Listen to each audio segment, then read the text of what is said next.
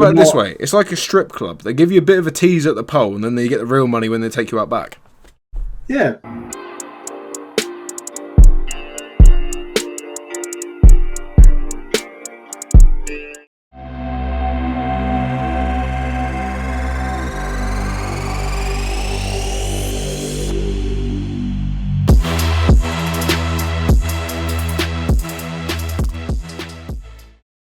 When I played Origins, I found Egypt and the world they created there in the game kind of engaging. There was a few cool side quests to see there, but it got kind of repetitive to a point where I was just like, you know what, I can't be bothered to explore all of this. It's just, it's getting repetitive.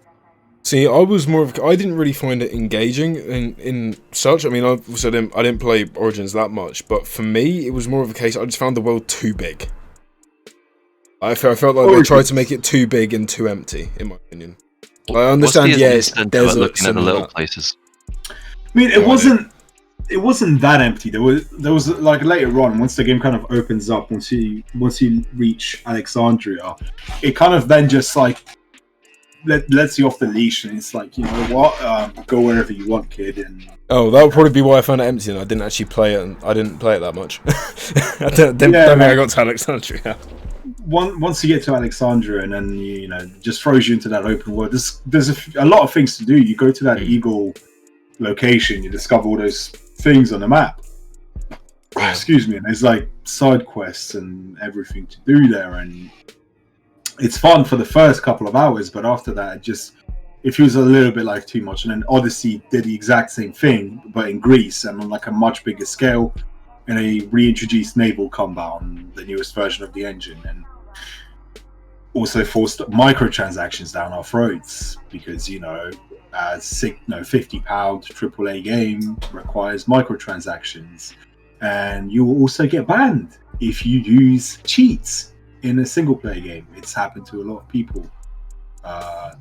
There was a massive thing about it on Reddit. Like, Ubisoft was banning people that were hacking in premium currency to get armor sets you can't get in the game unless you buy them with premium currency. Hang on a minute. What do they ban you from on a single player game? They released this quest editor where you could create your own quests for Odyssey, and people found an exploit within that which lets you have like a lot of XP, essentially skipping out a lot of the grind in the game. Well, there isn't much grind. You just go from place to place, level up, but it basically levels you up to the max. That's fine, but what I'm curious about is what I ask is, in a single player game which has no online mode or multiplayer, what do you get banned from? That's exactly my point. Like, what are they going to ban you from? Buying more microtransactions? Yeah, but I was saying, you're saying people were banned, but what were they banned from? They were banned from the game. I don't know if it was the case that they couldn't play it. So they couldn't play the game that they spent, I don't know, 50 plus quid on. Yeah, I don't know. That's the funny part. They banned people in a single player game. I never actually bothered to look into what exactly it is that they got banned from. Maybe the online capabilities of the single player game, which was like which is just buying stuff and like what? Yeah. They share photos with friends. It's fucking ridiculous. Probably leaderboards as well. Okay, so stuff that no one gives a shit about. And that's that kind of level of Ubisoft green. And this is Ubisoft's fuck up as well. It's Ubisoft's fault they released a tool without testing it, and then people found an exploit, and then they just banned the people for finding the exploit. No, I'm going to look this up quickly. What do you actually get banned from for hacking AC? Yeah, just look it up yourself. A lot of them are guilty for being control freaks when it comes to controlling how you play your single player game.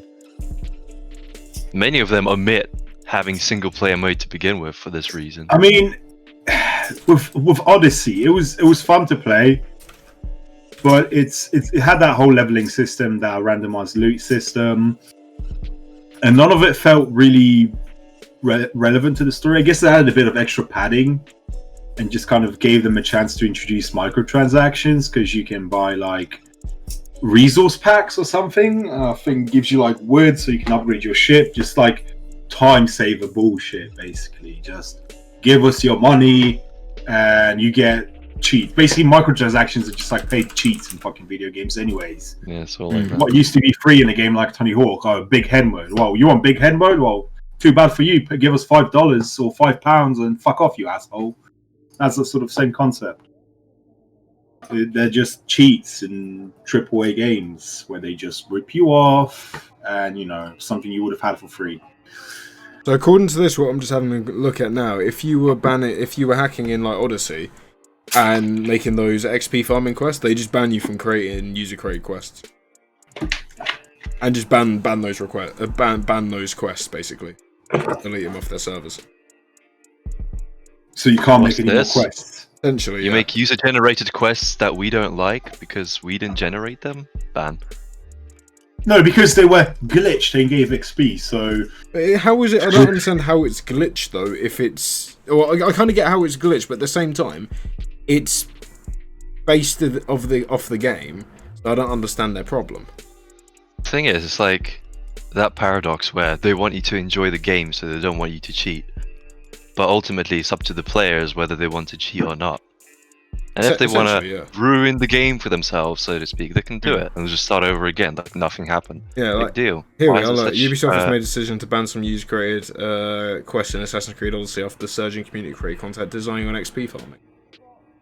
I mean, if the game is a grind, what's the opportunity? Yeah.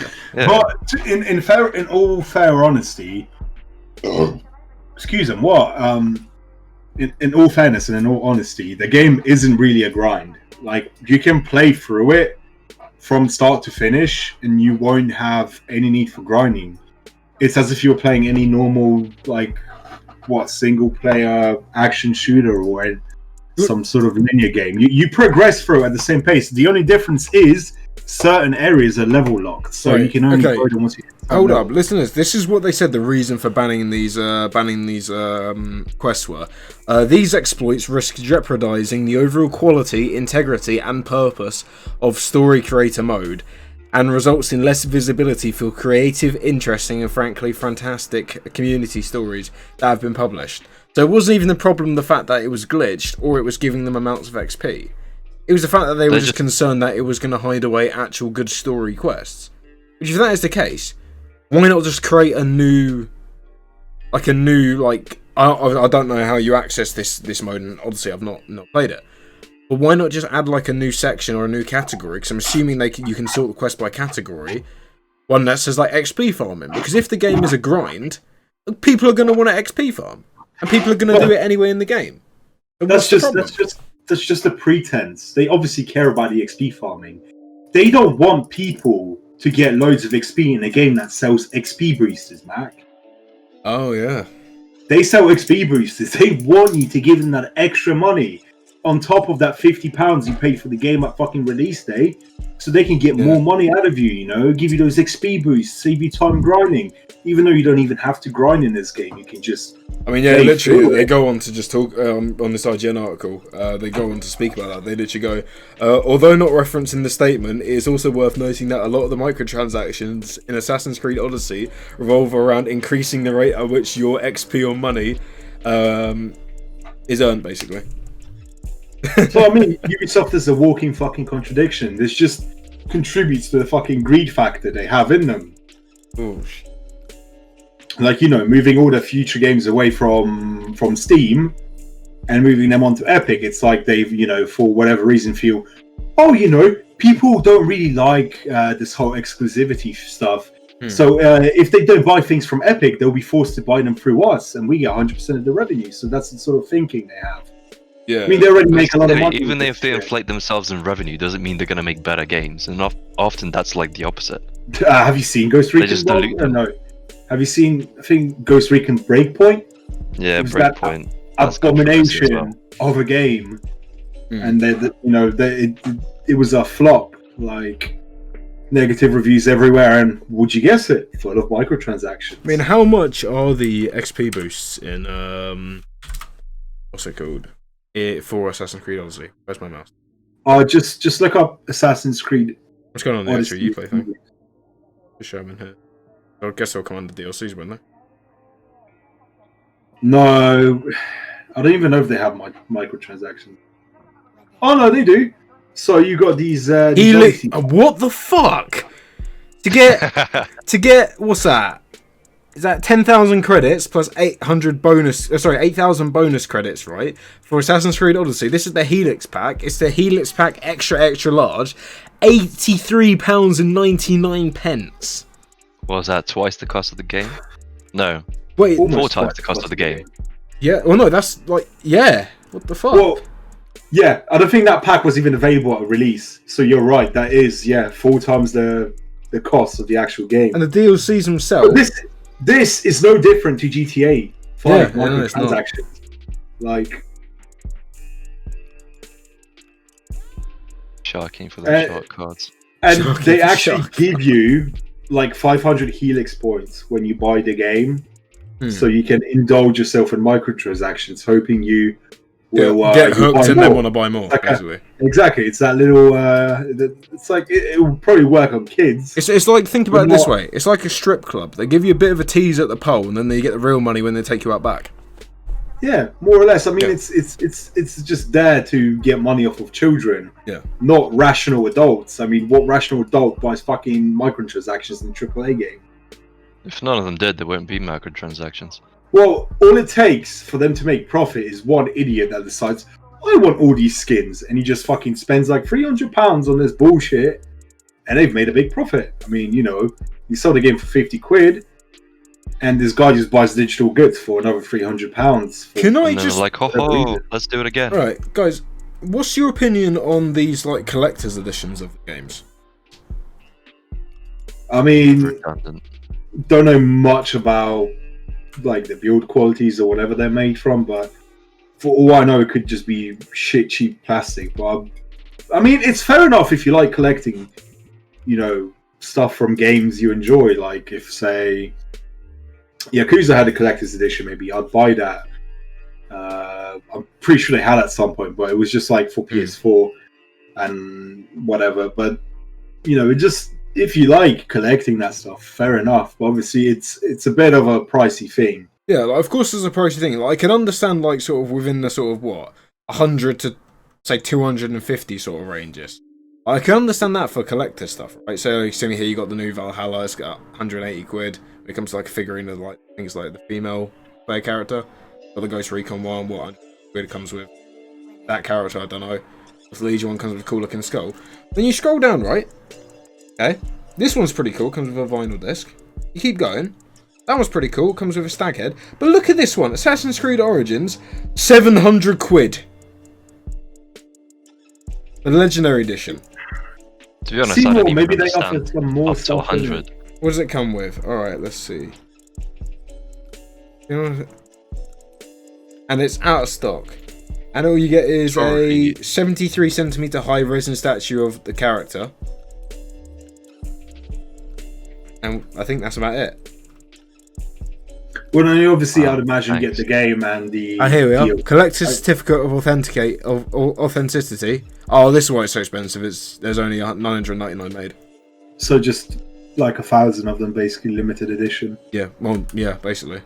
Still, I still think 700 quid is a bit much. It's Like, excessive. Yeah. Compared to the base cost of the game, what are you paying for? Just the rarity? you're Come on. basically paying for this statue and like some necklace. And like a So book. take the game out of the equation. How much is an appropriate price for a figurine and a necklace or whatnot? Well, it depends on the quality, the build quality, and what the resale value is. Because let's be honest, most of these people are collecting it, so in a couple of years it'll be more expensive. They can resell it. Who would buy it though? That's the question. Collectors, like Collectors, it's for collectors and for hardcore game fans. Like if you're massive into a game, like say you really like Dead Space and they had a Dead Space figure and you were into collecting stuff, you could buy it, I guess. But I think the but only it's- Say time- for these hobby. kind of things, you can buy it if you really want to, but it doesn't impact your gameplay. No, it doesn't. Right, I've But only XP ever boosts bought do. a collector's. think of all the XP boosters you could buy with that money. I've only ever bought one like collector's edition of a game once, which was Assassin's Creed Unity. Right before launch, I pre-ordered the collector's version.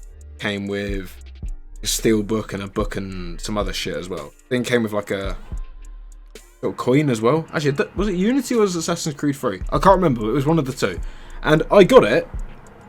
The collector's item that came with it, like I said, with like some coin thing, with like an Assassin's Creed coin, that sat in a drawer for years and ended up selling it at a car boot sale for a £5.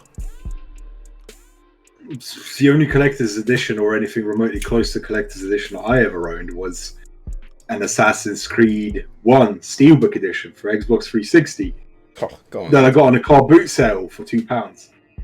Oh, fucking hell. It's a common theme here. Yeah, if you buy something collectors, it ends up being sold at a car boot sale in the shithole end of England for a really low price. For like 2% of the actual fucking price it probably cost.